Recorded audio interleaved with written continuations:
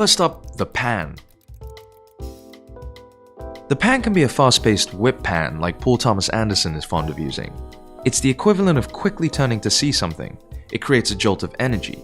Conversely, the slow pan gives us time to take in the landscape.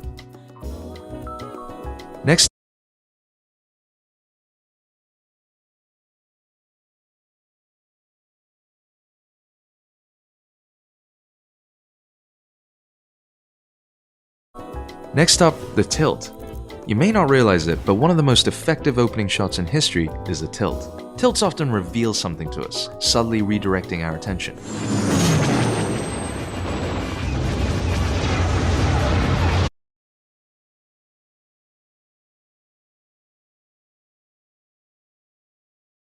A camera refers to rotating a camera on an axis or tripod horizontally, while tilting refers to moving a camera in the same way, only vertically. Both are used to follow the movement in a scene, but can also be used to reveal elements that were not originally in frame.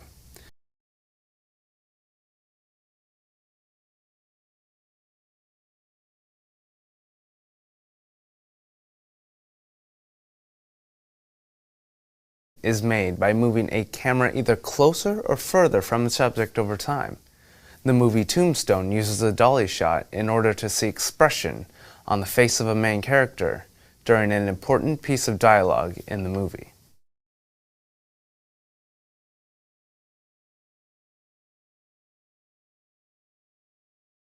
Next up, the zoom. The zoom can be a funny kind of punctuation because of its sudden nature. Our next shot is the dolly. A smooth movement often on a track, which moves the camera through a space, creating a different type of visual experience than the zoom or pan. Vertigo was the first film to ever combine the dolly and zoom at once. This is called the reverse dolly zoom. It's become a favorite of many filmmakers to show a character having an intense internal experience.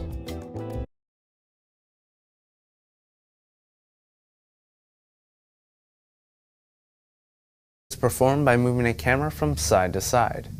Movies such as The Dark Knight use this camera move to set the pace of a scene. The slow dolly movement in this scene is in stark contrast to the action that just happened in the movie.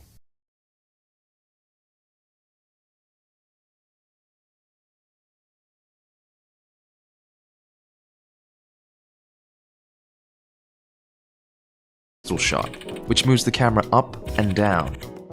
Here it's used to reveal the stakes of a scene in Inglourious Basterds. Another impressive three-dimensional move is the crane or boom shot, which might also tilt the camera and use a larger range of motion.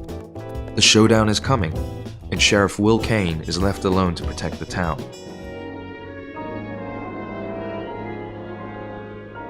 Next, the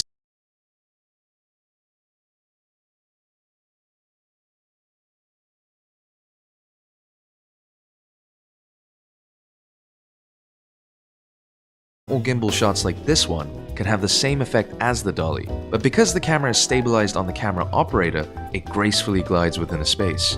You can take that even a step further with the handheld shot. The handheld shot moves the camera through the space much like the Steadicam or gimbal, but it also has a raw, shaky feeling that creates more anxiety in the viewer. And lastly,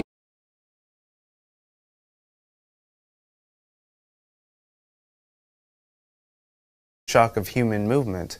And lastly, a vest to distribute the equipment's weight evenly over an operator's body. This shot sequence shows the kind of unique movement a sled and vest system can achieve. In the film, the camera moves smoothly past each character, giving viewers a unique insight into what each character is thinking or feeling before the tense battle is about to begin.